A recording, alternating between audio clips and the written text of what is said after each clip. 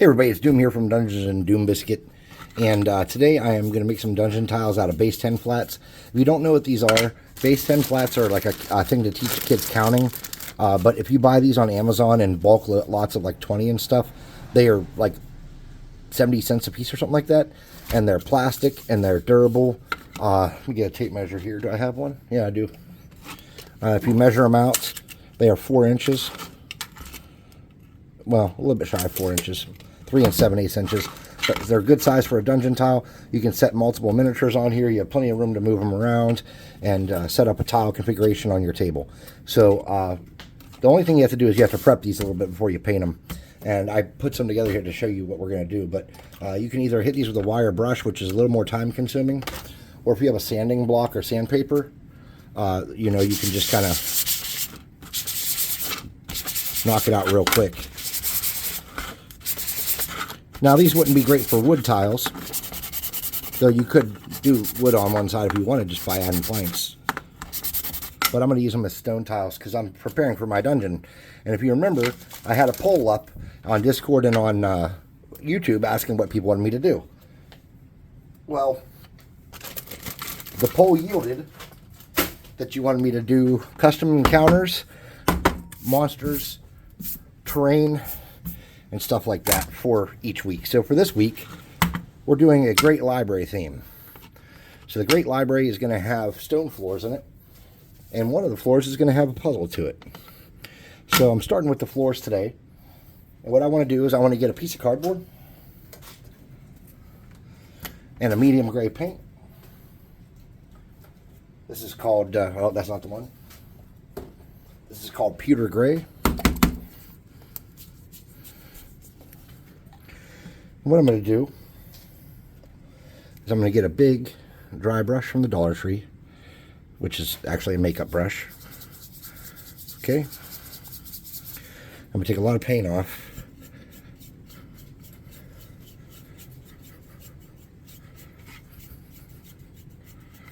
And I'm just going to drag that across at an angle like that.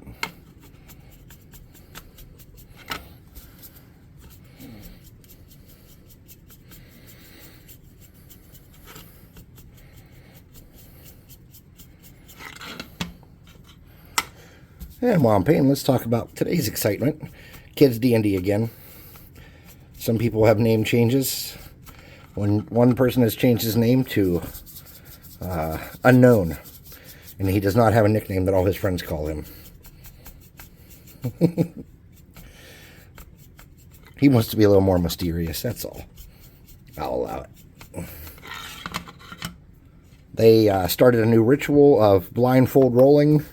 One of them pulled his hoodie over his head and needed a 6 to heal somebody perfectly up to full health. Got the 6, and then they all started covering their heads as if they had created some ritual that secretly worked and that most people that play D&D will never know about. So just so you know, there's now a secret way to get better rolls. I want to share it with you. And that secret way is by doing it blindfolded.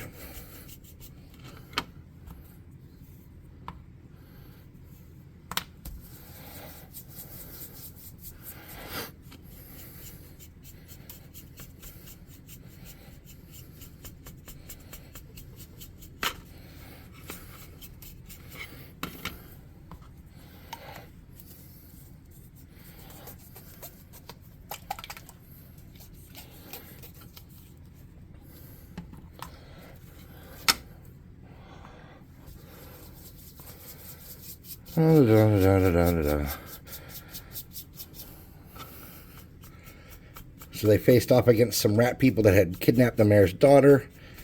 They fared well. They came out victorious and earned a crisp 25 gold each because he was so pleased that his daughter was returned to him. Now, mind you, these are young children.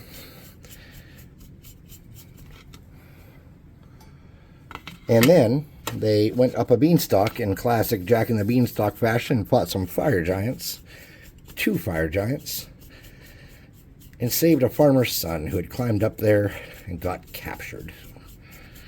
Yes, just a little bit of a twist on the classic Jack and the Beanstalk story. But when you're playing with kids between, I'd say up to 12, so about 6 to 12. 7 is my youngest in my group, my little boys and their friends.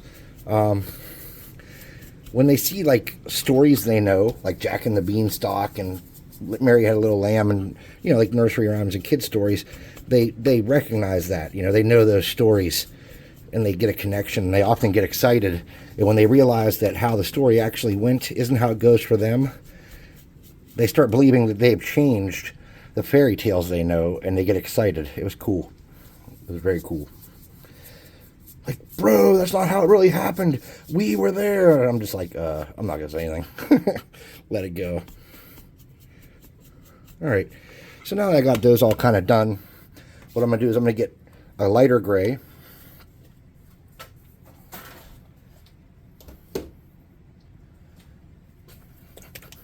I'm going to do it again. And I'm going to go in a whatever angle I went that time, I'm going to go opposite. So that way, that time I went this way, I'm going to flip it and go across that way.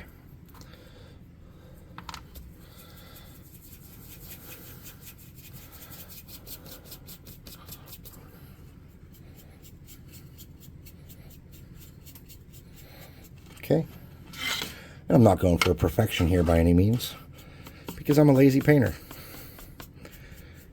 I'm not worrying about the sides of these tiles, because I'm going to paint the other side some other color someday, and just the sides will be whatever.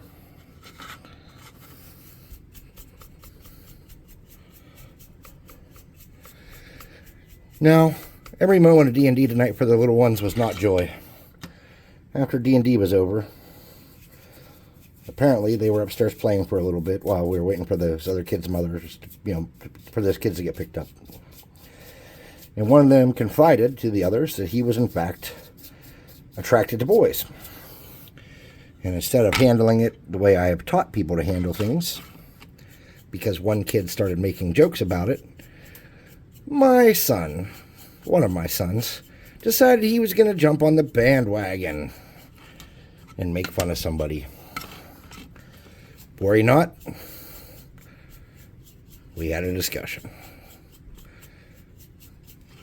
I don't care if people are gay. I really don't care what people do, as long as they don't hurt other people. We live in the United States of America, and people are entitled to live the best life they can live. Often, just like you woke up and determined you were attracted to women, maybe he had no choice. Maybe he woke up and felt like men were hot to him. I don't know enough about it. I am not that kind of scientist. It is not my place to judge. It is not your place to judge, because if I'm not that kind of scientist, your 8-year-old ass is not either.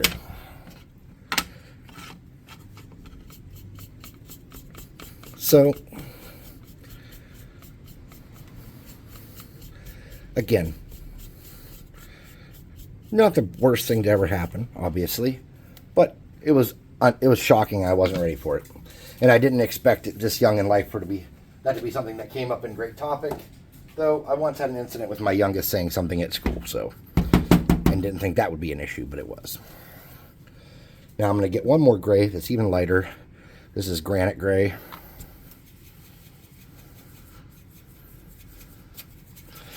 And then we're going to come back and we're going to go the opposite direction again that we did with the dark color, okay?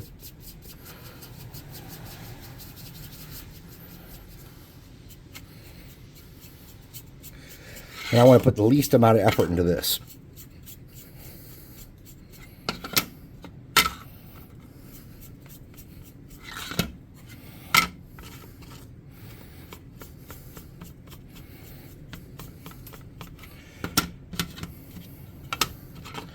Now, when you're doing these, you want to try to keep everything in a similar tone so they look congruous and like they go together, but you don't want them to be exactly alike.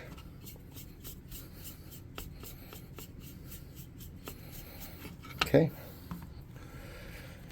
So I'm pretty pleased with what I have there. I'm going to put these paints away.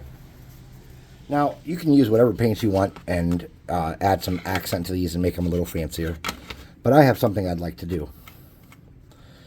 I would like to take 6 of these and make them pretty similar. So what I'm going to do is I'm going to get a piece of cardboard with the shiny side up. This came from a fan box. There's I don't want to use that piece. There we go. Here, this came from a fan box.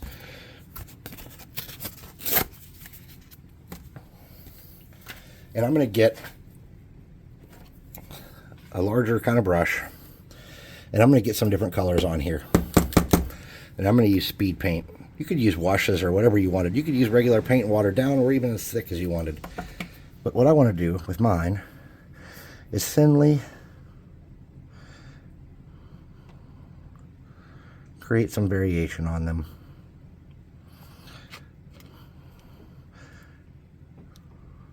Each one is going to get 2 of each color.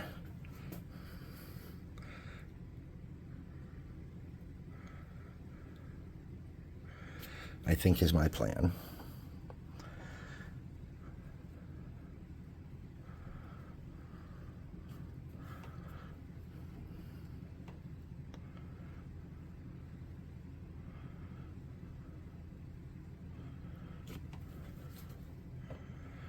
This one needs another one.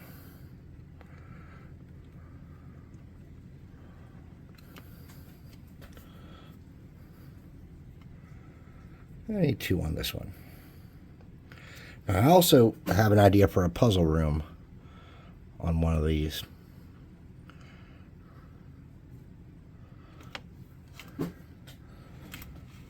So I wanted 6 of these to be identical. Now that I'm thinking about it. When I say identical, I just want them to have the same kind of setup. And yes, there is no method to how I'm picking these colors. I want them to be irrational and just on here.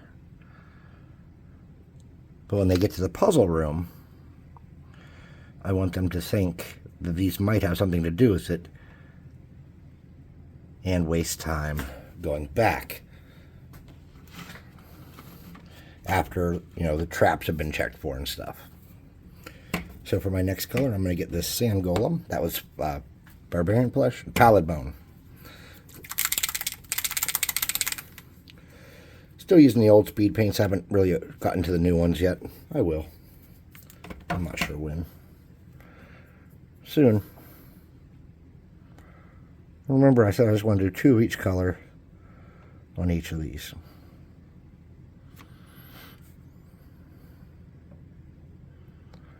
With no rhyme or reason.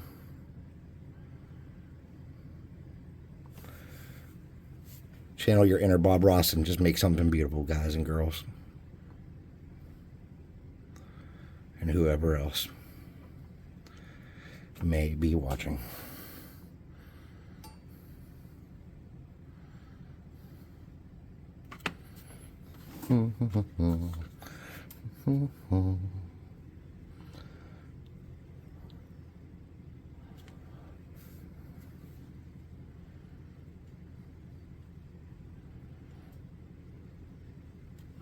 Now, I grew up in an era where it was very, very different. When I was in middle school and high school, and even when I was in the Army, I think it was kind of a thing, but we just said, dude, you're gay all the time. And it seemed like they're just either gay people weren't as prevalent then, or I don't know, or we just didn't know people were gay. I don't know what it was, but we never really thought about it. But when I got out of the Army and into the civilian world and started like realizing like people I grew up with were gay and stuff like that, and friends that I had and stuff were gay, I started really like reevaluating how to treat it. And it's not that I think it's horrible to say you're gay. It's that we have to be mindful that our freedom can never come at the cost of somebody else's freedom. So if we're going to say mean things or say things that could hurt people, we have to keep in mind that we could be infringing on someone else's right to feel comfortable and to have a good time. And also we should respect and care about each other as people. And if we know something could hurt someone or bother someone, you know, maybe the smart thing to do is to be kind about it and not provoke and pick and prod You know what I mean? So I thought about it, and I decided to stop talking like that, and I try to teach my boys not to be that way, so I was surprised to hear it. For the next color, I'm going to get orange.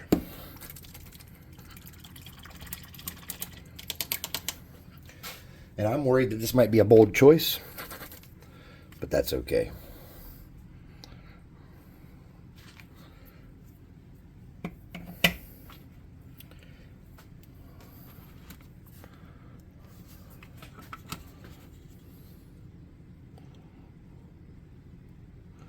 Yeah, it's a little obnoxious. Alright, well, we know what kind of world we live in now. Orange is a thing here. Cross that line and did orange.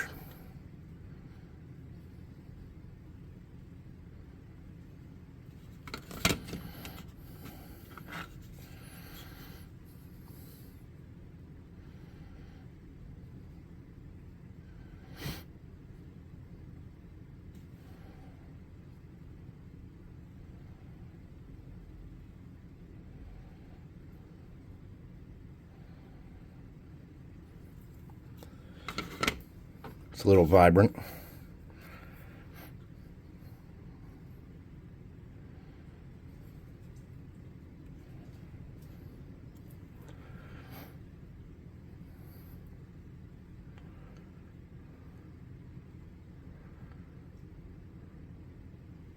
Now, I will say something else, and again, not from a scientific standpoint, from my standpoint as I'm sitting here thinking about this, the situation that I was talking to you about.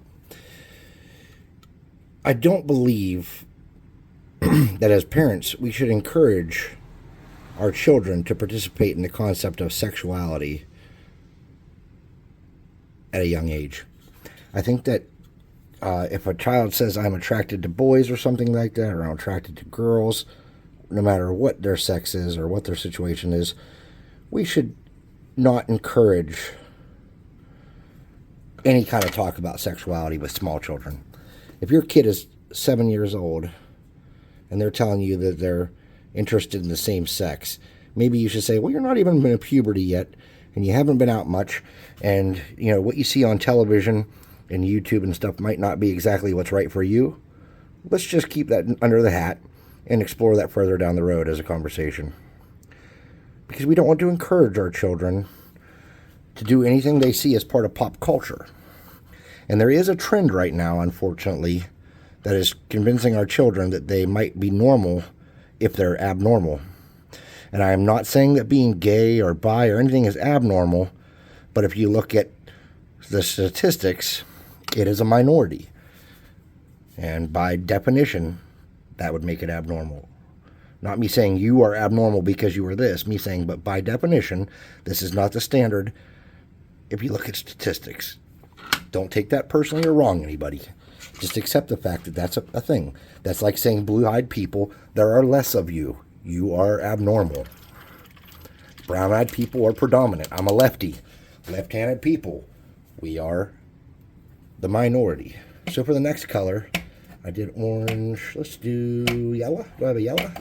I do. I don't want to use that yellow. Let's use this cloudburst blue. But yeah, don't be pushing this shit on kids, people. Come on. Use your common sense here. I have 4 sons. I could give a shit who they love or who they're attracted to.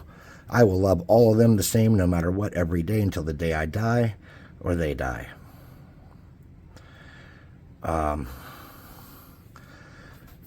That doesn't mean that I want to encourage them to do anything fancy or different.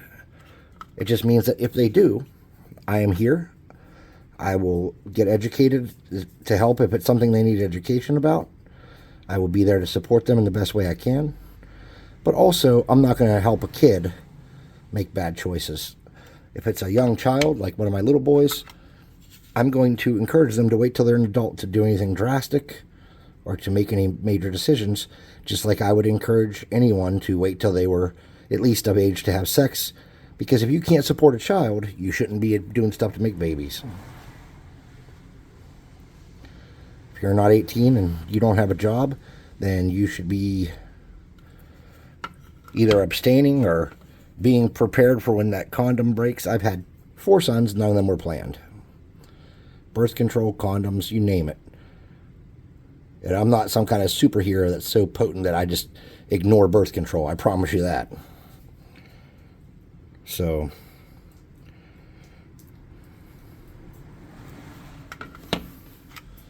okay. I do like that blue, even though the orange is a little bit much for me. And I think hitting these with another dry brush when they're completely dry would give a nice look.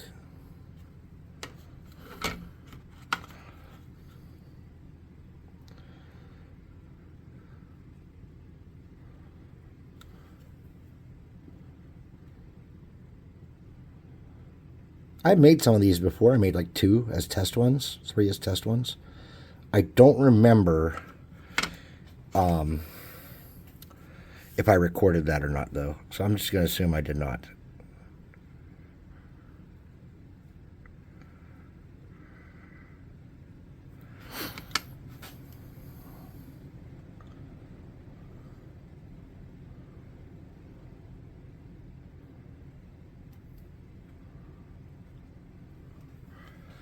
All right.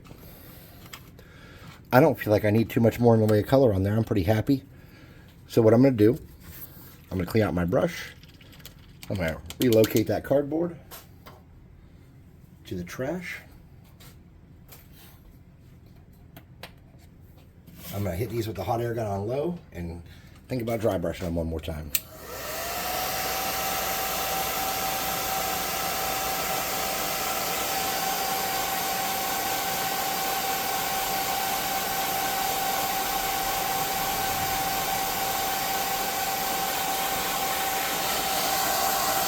I think on the reverse side of these, I'm going to paint them white, and then I'm going to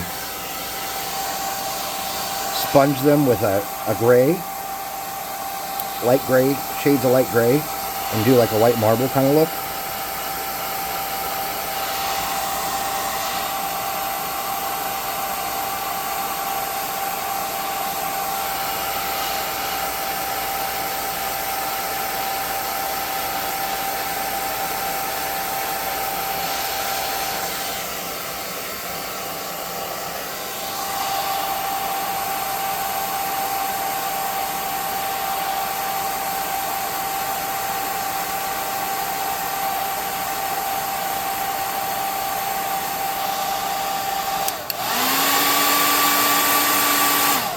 That's just simply not dried.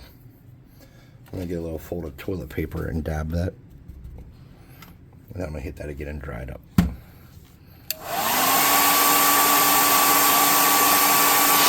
Okay. So on these 6 and only these 6, I'm going to lock them all in here pretty good. I'm going to get my cardboard I was using earlier with the gray. I'm going to get a big dry brush. And this one's got a lot more bristles than the other one. I can't find another one of these. I've been looking. I love this thing. I'm going to get the second gray I did, the second lightest gray, that elephant. I'm going to get a little squirt of that on my cardboard. There we go.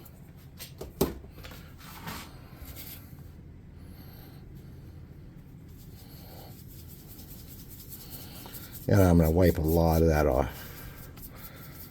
Let me get another piece of cardboard. That's too much. Too much on that one. There we go. Now I'm going to come across here. And whichever way I go, I go. So I'm just going to hit.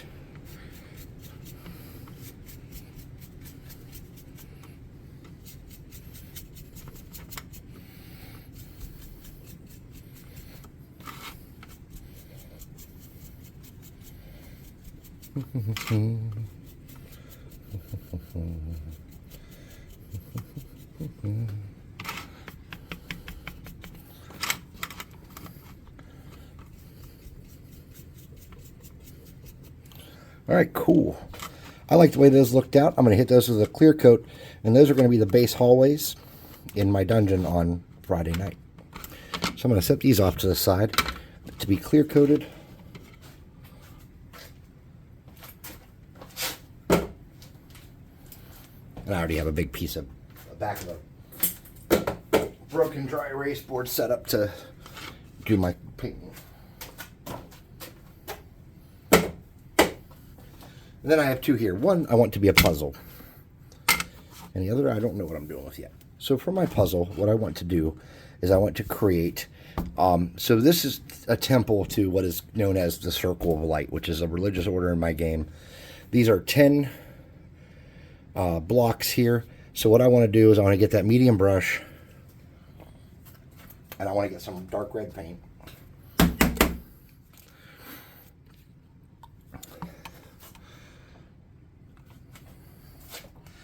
And the center 4 I want to leave alone.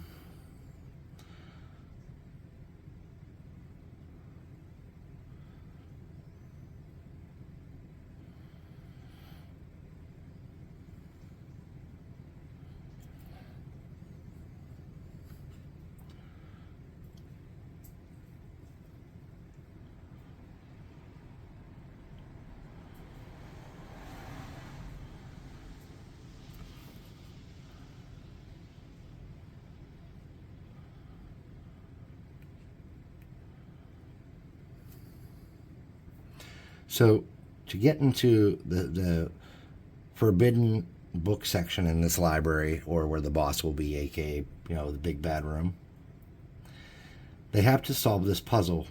No amount of bashing stuff, well, this place is indestructible by magical reasons, but no amount of bashing stuff or breaking stuff or searching for traps or anything can locate the way to open this besides solving this puzzle. And depending on how you do puzzle solving, some people allow it to be done with intelligence checks and rolls. Some people actually make the people solve the puzzles. For me, I like to see my players do it. I don't like it to be something they just get a roll and they solve the puzzle.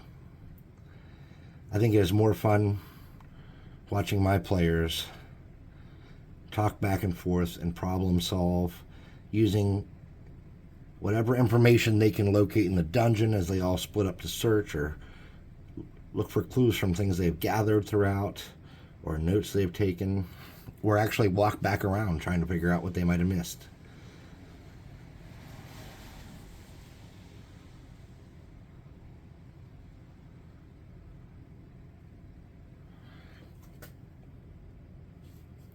Now,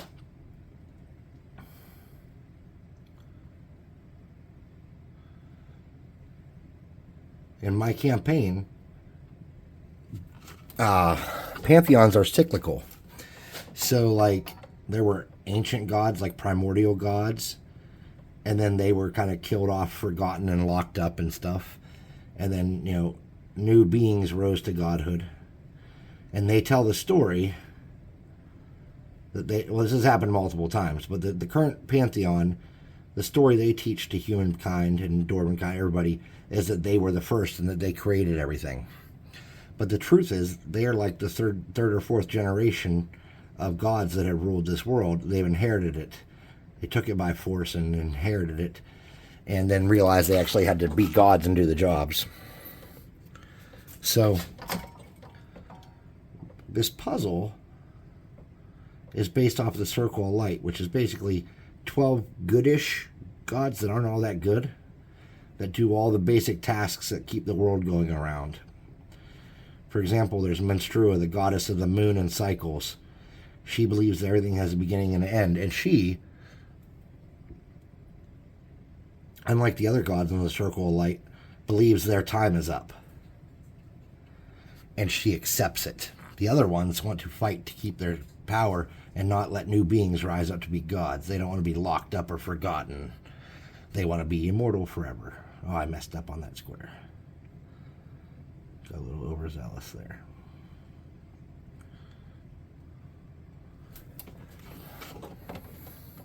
So this puzzle, they're going to find statues in here because these gods didn't make this library. This is where the gods get all their information on how to do their jobs pretty much from. This is where they keep all the information from the first and second and maybe third set of gods that were around. All the data they can collect is stored in this library and guarded by horrible guardians, which we'll get into the horrible guardians this week. But what we're going to do is we're going to make the dungeon tiles, the puzzle tile that opens the boss room. We're going to make the boss room. We're going to make some scatter for our library. We're going to make some custom mobs, and we're going to make a custom boss, I think, all this week. All before Friday.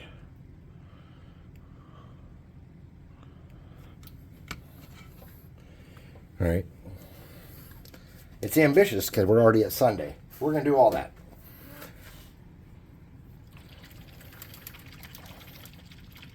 We're going to have a name for the library. It's going to be posted on this video most likely. Because I already gave the name of the library upstairs. I just can't think of what it is. So the center part here. So, okay, these 12, there's 12 gods in the circle, right? So they have to put statues of the original gods in the original roles. And this circle is, well, first I have to do the center 4 blocks here as a different color that I'm going to do. It's going to be yellow. But this circle represents, those are the different seasons, 1, 2, 3, and 4, and those are the different jobs in the Pantheon. There has to be 12 to do the jobs, to keep the world going. The party, in order to get into the secret room, has to figure out which of the ancient gods statues that are in there will fit. So they'll have the 4 season statues and the ancient god statues, and they'll have to place those based off the current Pantheon using these old gods. And there's going to be, books and stuff in the library that they can roll to gain general knowledge from to do this. And then when they complete that, it'll open the secret forbidden section. At least that's my thought so far. It's just ideas. Could change between now and then.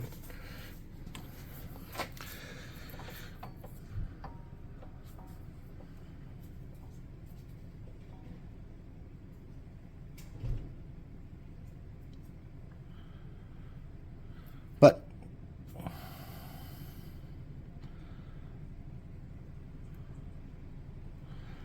every one of these cycles of gods, by the way, has used some form of like the sun as the symbol of the gods. Like the second Pantheon, the first Pantheon was terrible and evil.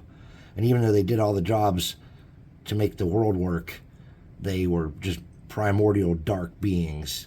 One of them was a fire and torture god. He loved agony and heat. And he would force people to live in the desert against their will and worship him because he felt comfortable in the desert. It was a good temperature for him. And so each of the primordial gods was kind of like that. One of them was called the Watcher in the Dark, and he hated like lycanthropes and stuff. So he would just like brutally kill anybody that was good or bad that was struck with lycanthropy. Instead of, there was no cure. It was death or nothing. And, he was just like, he was a nature god, but he hated all the natureful kind of people, like dog people, cat people, rabbit people, herringons and shit like that. So like all these gods had their bad things they liked, but they all used this same kind of like a sun theme thing. The original sun was this symbol, the yellow circle with the red circle around it. Now they use like a circle with lines coming out of it, with 12 lines coming out of it. It's like a smaller circle. But basically, it's always a circle with 12 somethings. So in this circle, on this puzzle, it'll be these four, and then the 4 seasons will go there. Or maybe those will be nothing. I don't know yet. Maybe I should paint those black. Anyways, so this is the dungeon. Let me show you one more time what the hallway tiles are going to look like. And I'm going to make generic rooms by combining 2 or maybe 4 of these. So these tiles will look like this. And then the tile that opens the boss room will look like this. Okay? So thanks for watching. If you like what we're doing here, please like, subscribe, share, hit the notification bell icon, leave a comment. Head to the website, buy some miniatures, dungeonswag.com. Shameless plug. There's our spiffy logo. Go to the Discord. Show us what you're working on. Talk about the videos I'm making with me. I'll give you some, hey, yeah, this is why I did this. This is why I did this. Hey, I was out of this that day, And also, I've been asked to do a painting tutorial video series. I am not a professional painter. I am a lazy painter. I will do one, but you must understand if and when I do that, I'm going to do it. But I am a lazy painter. I am not a professional. I don't win big prizes. I am not sponsored. I'm not good. I'm just a dude in my basement who paints miniatures to get on my tabletop. I like to do a nice job, but I'm not good. So I'm going to do the tutorial for learning how to paint, but I'm going to do it to learn how I paint, not to learn how to paint. Okay? That's what I'm going to tell you now. It's not to be good. It's to do the quality I do. And that is what it will be. So I will do that. Thanks for watching. I'll see you next time.